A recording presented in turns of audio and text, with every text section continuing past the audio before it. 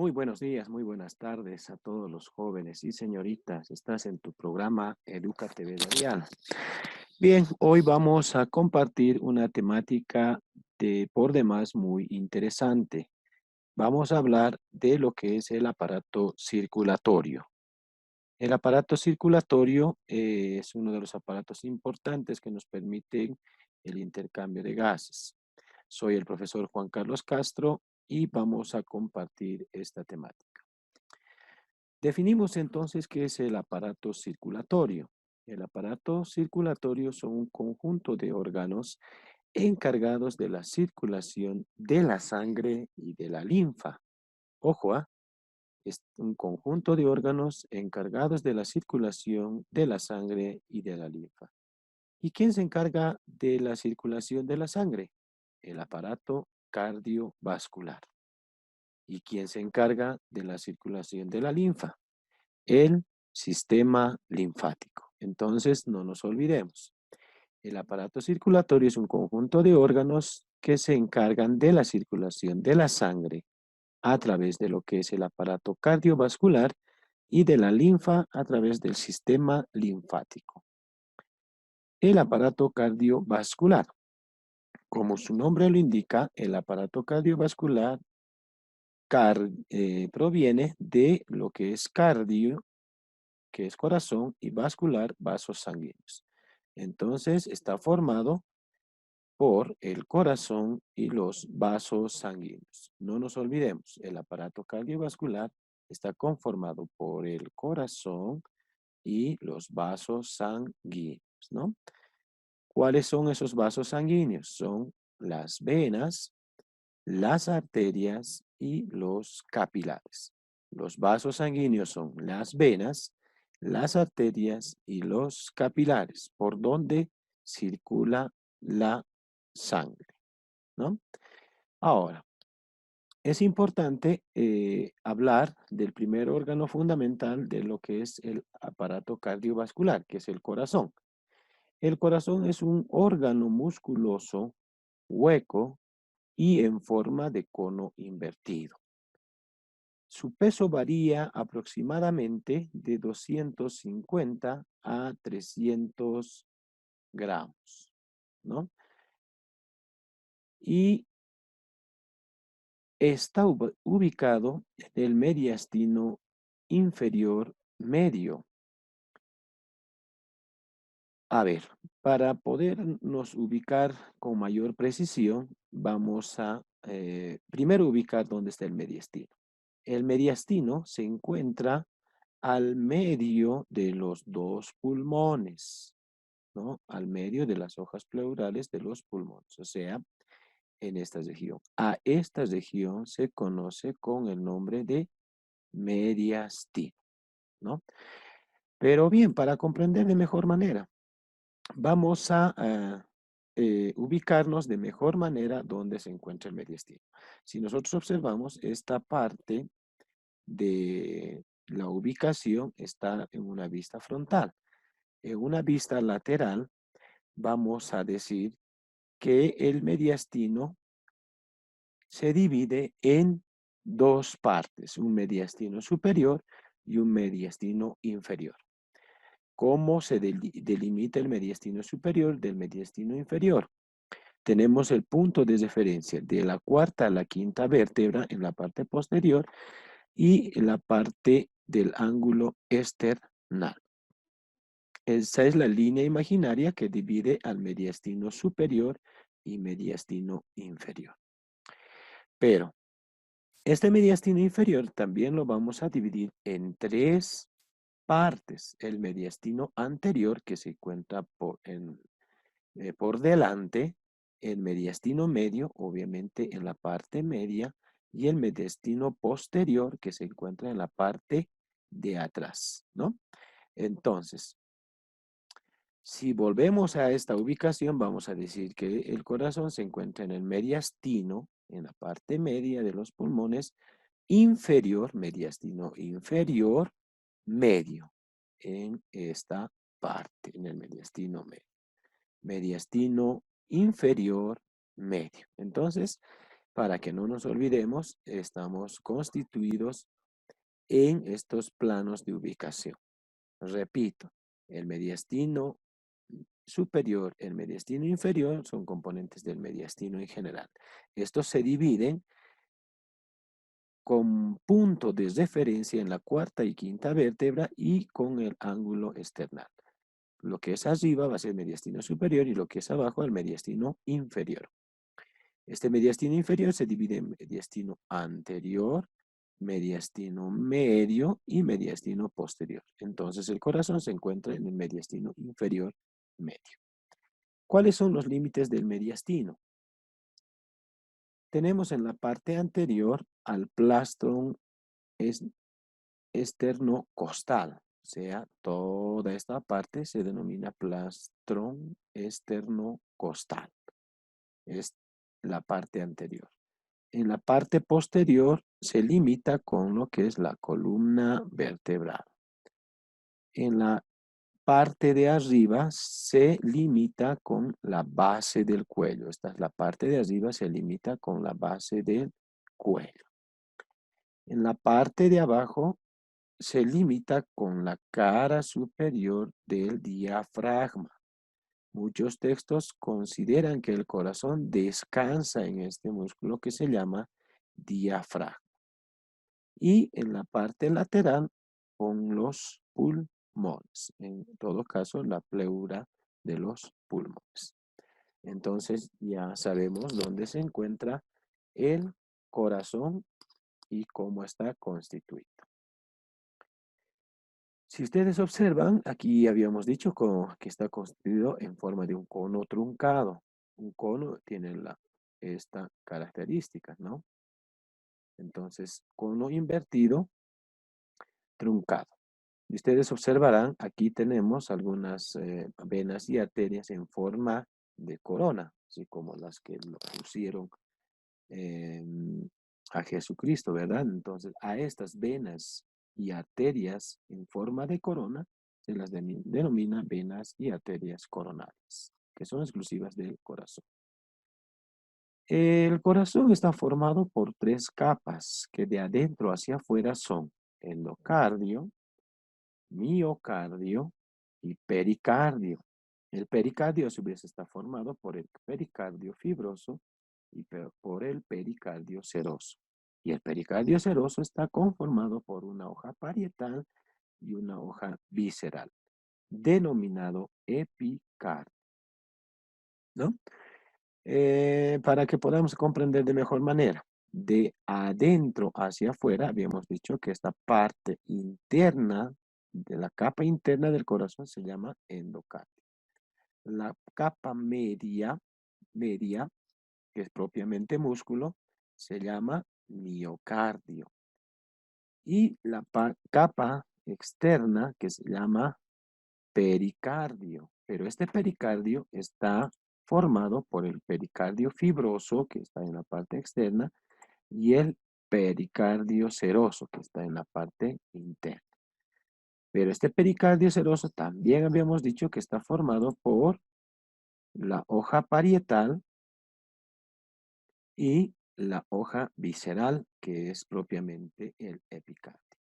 Tenemos por la parte, si ustedes observan esta cavidad entre la hoja parietal y la hoja visceral, a esta cavidad se la denomina cavidad pericárpica.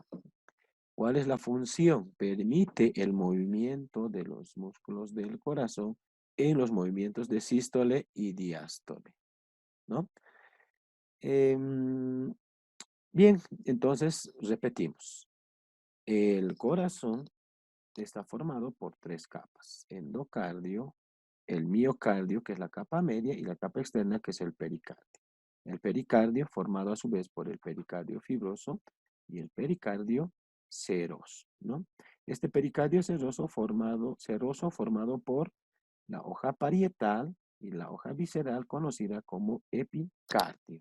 Entre la hoja parietal y la hoja visceral se encuentra una cavidad pericárpica que permite los movimientos del corazón. Estudiamos entonces propiamente la estructura del corazón. El corazón presenta 4 cavidades, 2 aurículas que se encuentran en la parte superior y 2 ventrículos que se encuentran en la parte inferior, ¿no? A las aurículas que se encuentran en la parte superior tenemos la aurícula izquierda, la aurícula derecha y el tabique interauricular. Los orificios auriculoventriculares que también son parte del corazón, ¿no? Luego tenemos a los ventrículos. Los ventrículos son también el ventrículo izquierdo, el ventrículo derecho y el tabique interventricular. A ver, vámonos por este lado. Tenemos aquí la aurícula derecha y el ventrículo derecho, ¿no? Las aurículas hemos dicho que se encuentran en la parte superior y los ventrículos en la parte inferior. Aurícula derecha y ventrículo derecho. Luego tenemos a la aurícula izquierda, las 2 aurículas que se encuentran en la parte superior y el ventrículo izquierdo, los 2 ventrículos que se encuentran en la parte inferior. Los tabiques que separan a los ventrículos se llama tabique interventricular, ¿no? Que separa a los 2 ventrículos. Pero también tenemos un tabique interauricular que separa a las 2 aurículas. Entonces, repetimos. El corazón está formado por 4 cavidades, 2 aurículas que se encuentran en la parte superior y 2 ventrículos que se encuentran en la parte inferior. Si podemos agrandar un poquito más y conocer un poco más de sus partes, vamos a volverles a señalar que tenemos en la parte superior la aurícula derecha, en la parte inferior el ventrículo derecho, en este otro lado la aurícula izquierda y en este otro lado el ventrículo izquierdo. La aurícula derecha con el ventrículo derecho se conectan a través de una válvula, ¿no? Esta válvula se llama la válvula tricúspide, ¿no? Válvula tricúspide, porque está formado por 3 cúspides, ¿no? Permiten el paso de la sangre de la aurícula derecha al ventrículo derecho. En el lado izquierdo tenemos a la válvula mitral o válvula bicúspide, porque solamente está formado por 2 válvulas. La aurícula izquierda se comunica con el ventrículo izquierdo a través de la válvula bicúspide o válvula mitral. ¿Ya? Hasta ahí comprendido. El ventrículo derecho pasa la sangre hacia lo que es la arteria pulmonar a través de una válvula que se llama la válvula pulmonar, ¿no? En la aurícula derecha llegan las venas, que son la vena cava superior y la vena cava inferior. Estos recogen la sangre de todo el organismo y los depositan en la aurícula derecha, ¿no? La vena cava superior no presenta válvulas en su llegada. En cambio, la vena cava inferior sí, ¿no? Eso es importante. En la aurícula izquierda, hemos dicho nuevamente, llegan las venas pulmonares. En la aurícula, el ventrículo izquierdo, nace la arteria aorta, ¿no? Esta arteria aorta va a dividirse también en diferentes ramificaciones que van a llevar la sangre a todo el cuerpo, ¿no? Entonces, eso es importante. Si nosotros observamos también en esta parte, tenemos al endocardio, que habíamos dicho que es la capa interna, al miocardio, que es la capa media, y al pericardio, que es la capa externa. El lado izquierdo, el miocardio, es un poco más gruesa que el lado del miocardio derecho, ¿no? ¿Por qué? Porque esta parte, este lado del corazón, tiene un mayor funcionamiento al momento de la eyección de la sangre hacia la arteria aorta. O sea, realiza una mayor función, ¿no? Entonces, órgano que va desarrollándose con mayor actividad va también desarrollar sus propias estructuras con mayor desarrollo. ¿Ya? Repetimos en síntesis, el corazón está formado por aurículas, dos aurículas que están en la parte superior, la aurícula derecha y la aurícula izquierda, y dos ventrículos derecho e izquierdo. La aurícula derecha se comunica a través de la válvula tricúspide con el ventrículo derecho y la aurícula izquierda se comunica a través de la válvula bicúspide o mitral con el ventrículo izquierdo. ¿Ya? Muy bien, entonces continuamos. Los vasos sanguíneos. Hemos dicho que el aparato cardiovascular está formado por el corazón y por los vasos sanguíneos. ¿Cuáles eran esos vasos sanguíneos? Eran las arterias, las venas y los capilares. Las arterias nacen en los ventrículos del corazón y terminan en los capilares. Las arterias poseen válvulas solo en sus inicios. Son divergentes y profundas. Poseen membranas elásticas. O sea, ¿eso qué quiere decir? Que estas arterias no las vamos a encontrar superficialmente. Son divergentes, ¿no? O sea, se van ramificando. En cambio, las venas nacen en los venáculos, terminan en las aurículas del corazón, como hemos visto. En la aurícula derecha termina la vena cava superior y la vena cava inferior, y en la aurícula izquierda terminan las venas pulmonares. Poseen válvulas en su recorrido. Claramente es importante esta diferencia, ¿no? Son convergentes y superficiales, o sea, de las ramificaciones van convergiendo en venas principales y estas venas son superficiales al cuerpo, ¿no? En el cuerpo, o sea, los vasos sanguíneos que nosotros notamos son exclusivamente venas. Las arterias no son tan visibles, ¿no? No poseen membranas elásticas. Y los capilares también son vasos más pequeños, se encuentran en los tejidos, excepto en el tejido epitelial. Nace en las metaarteriolas y terminan en los venáculos, ¿no? Contienen solo una túnica. Aquí ustedes podrán verificar las túnicas que están formadas los vasos sanguíneos. Una arteria, por ejemplo, tiene el epitelio, una vena también tiene epitelio. Un capilar también tiene epitelio.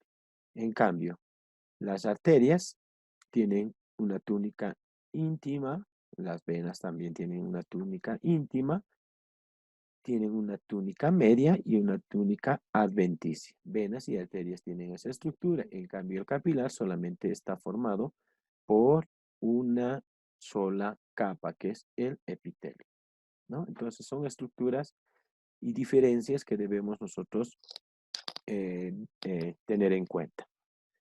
Las arterias llevan la sangre pura, o sea, la sangre oxigenada a todo el cuerpo. En cambio, las venas son las encargadas de transportar aquella sangre impura, la sangre con desechos tóxicos, la sangre con dióxido de carbono.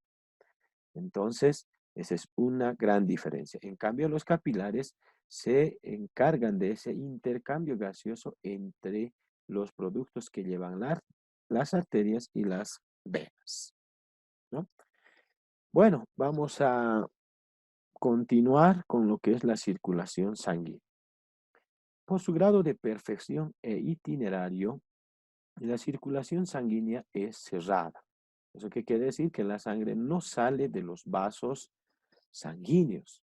Es doble porque la sangre circula dos veces dos circuitos. Y es completa porque no existe mezcla de la sangre arterial con la sangre venosa. ¿Ya? Entonces vamos a decir que al tener una circulación doble, vamos a hablar de una circulación menor o pulmonar y una circulación mayor o sistemática. Ahora, ¿cómo diferenciamos la circulación menor o pulmonar con la circulación mayor o sistemática o sistémica? La circulación menor, como su nombre lo indica, inicia en el ventrículo derecho. Esta sangre llega a los pulmones, a los alveolos pulmonares, realiza el intercambio gaseoso. Esta sangre ya purificada vuelve por las venas pulmonares. ¿Hacia dónde? Hacia la aurícula izquierda. O sea, inicia en el ventrículo derecho y termina en la aurícula izquierda. Bueno, esta flechita está un poco muy abajo, ¿no? Entonces, esa es la circulación menor. Inicia en el ventrículo derecho, va la sangre hacia los pulmones, llega a los capilares de los pulmones, se realiza el intercambio de nutrientes, el intercambio gaseoso. Esta sangre impura ya se vuelve purificada porque toma el oxígeno y llega a la aurícula izquierda. A este pequeño recorrido se llama circulación menor, del corazón a los pulmones y de los pulmones al corazón. Circulación menor. La circulación mayor inicia en el ventrículo izquierdo. La sangre que llega a la aurícula izquierda pasa por la válvula mitral y se concentra en el ventrículo izquierdo. El ventrículo izquierdo hace una eyección de esta sangre hacia la arteria aorta, ¿no? La arteria aorta. Si ustedes ven, esta sangre está llevando hacia la arteria aorta. La arteria aorta va a distribuir tanto a la parte superior como a la parte inferior de todo el cuerpo, a corazón, a estómago, a los pies, a los intestinos, al hígado, a todas las partes del cuerpo. Lleva esa sangre pura. Una vez que llega a los capilares, nuevamente se produce el intercambio gaseoso en cada una de las partes del cuerpo, ¿no? Hace ese intercambio gaseoso, recoge el dióxido de carbono y sustancias también de desecho y los lleva a través de las venas. Llega esta sangre mediante la vena cava inferior y mediante la vena cava superior hacia la aurícula derecha. Eso quiere decir que termina en la aurícula derecha. Esto es importante. Puede en algunos exámenes también preguntarles, ¿dónde inicia y termina la circulación menor? La circulación menor inicia en el ventrículo derecho y termina en la aurícula izquierda. Y la circulación mayor inicia en el ventrículo izquierdo y termina en la aurícula derecha, de manera cruzada, ¿no? Algo importante que tenemos que hacerles notar. Les habíamos dicho que todas las arterias llevan sangre oxigenada, ¿no? Y todas las venas llevan sangre impura o sangre con dióxido de carbono. Las únicas dos arterias y venas que tienen una función contraria son la arteria pulmonar, que va desde el corazón hacia los pulmones, que lleva sangre con dióxido de carbono o sangre con desechos, y las venas pulmonares, que traen sangre purificada, sangre con oxígeno, ¿no? Entonces, esas son las únicas excepciones que tenemos de la diferencia que habíamos desarrollado de los vasos sanguíneos, ¿no? Si ven esta imagen es muy interesante cómo la sangre circula por el organismo en una doble circulación, cerrada porque no hay la salida de la sangre por los vasos sanguíneos y completa porque si ustedes observan no existe mezcla de la sangre arterial con la sangre venosa. Bueno, vamos a hablar del ciclo cardíaco, ¿no? El ciclo cardíaco, en forma general, se divide en lo que es sístole y diástole, ¿no? El sístole es un movimiento de contracción y la diástole es un movimiento de relajación. Un latido completo requiere aproximadamente de 0,8 segundos. ¿Eso qué quiere decir? Que en un minuto el corazón puede latir de 70 a 80 veces, ¿no? Pero esto también depende de la actividad que nosotros vayamos desarrollando. Por ejemplo, va a aumentar los latidos del corazón incluso hasta 100 a 110 veces por minuto cuando realicemos una actividad.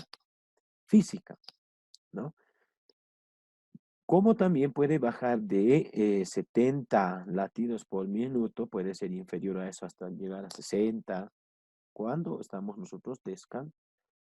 Entonces, el ciclo cardíaco está constituido por la sístole y la diástole, ¿no? La sístole, contracción. Al momento de contraerse, toda la sangre que ha llegado aquí al ventrículo derecho va a ser expulsado, vamos a llamarlo así, hacia lo que son las arterias pulmonares, ¿no? Como también el ventrículo izquierdo va a expulsar la sangre que ha llegado a este ventrículo hacia la arteria aorta, ¿no? Y la diástole va a ser ese movimiento de relajación que permite el paso de la sangre que llegan a las aurículas a través de la válvula tricúspide en el lado derecho y la válvula mitral o bicúspide en el lado izquierdo. Esta sangre que ha llegado aquí va a pasar de manera relajada hacia los ventrículos, de la aurícula derecha por la tricúspide al ventrículo derecho y de la aurícula izquierda por la válvula bicúspide o mitral hacia el ventrículo izquierdo, ¿no? Entonces, ese es el ciclo cardíaco que podemos nosotros desarrollar. En algunos textos van a encontrar que este ciclo cardíaco se distingue en 3 fases, en algunos nos van a decir 4 fases, pero lo que nosotros tenemos que saber con mucha precisión que hay 2 movimientos de manera general, que es la sístole de contracción y la diástole de relajación, ¿ya?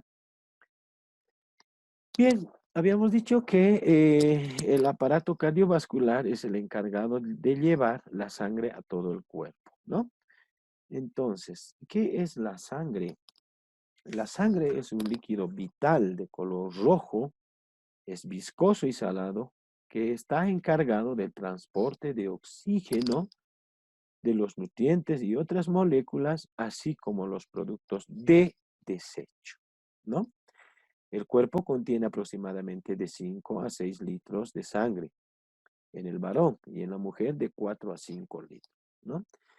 Está constituido por 2 partes, el plasma y las células sanguíneas. El plasma está encargado de llevar los nutrientes como el oxígeno, el dióxido de carbono, algunas hormonas y sustancias de desecho y anticuerpos, ¿no? Y las células sanguíneas se distinguen a los glóbulos rojos, a los glóbulos blancos. Los glóbulos rojos son los encargados de llevar el oxígeno y el dióxido y recoger el dióxido de carbono. Los glóbulos blancos son los encargados de la defensa de nuestro organismo y las plaquetas que se encargan de la coagulación sanguínea o hemostasis. Si nosotros sacamos 100 ml de sangre, vamos a dividir en estos 2 componentes, el plasma y las células sanguíneas, ¿no? El plasma constituye de un 55 a un 60% de toda la sangre, ¿no? Entonces, tiene ese porcentaje. En cambio, el resto ya vamos a tener, por ejemplo, si tenemos un 55% de plasma, vamos a tener un 2% de glóbulos blancos, que son las células sanguíneas de defensa, y un 43% de glóbulos rojos y también de 0,2 de plaquetas, ¿no? Aquí tenemos una gota de sangre vista al microscopio en donde vamos a encontrar a los glóbulos rojos, perdón. Esta parte es el plasma. Tenemos a los glóbulos blancos y a las plaquetas. Entonces, los glóbulos blancos o leucocitos, encontramos 5 variedades de glóbulos blancos, ¿no? Los linfocitos, los monocitos, los neutrófilos, los eosinófilos y los basófilos, ¿no? Cada uno de estos en un análisis de sangre nos puede ayudar a identificar diferentes patologías que el hombre puede desarrollar. ¿Ya? Bien, continuamos. Ya para terminar, vamos a hablar de lo que es el sistema linfático, ¿no? El sistema linfático es un conjunto de vasos que nacen en los capilares linfáticos y que a su vez forman grandes vasos linfáticos, ¿no? El líquido que circula por este sistema linfático se llama linfa. Es un líquido incoloro, acuoso, parecido al plasma, que contiene pocas proteínas y numerosos linfocitos. Pueden contener algunos ácidos grasos, formando una emulsión blanquecina. Se distribuye por el cuerpo a través de lo que son las vías linfáticas y los ganglios linfáticos, ¿no? Las vías linfáticas son en sí tres, ¿no? Los capilares linfáticos, que son vasos muy finos que se reparten por todo el cuerpo, formando la red capilar linfática, que se entrelaza con la red de capilares sanguíneos.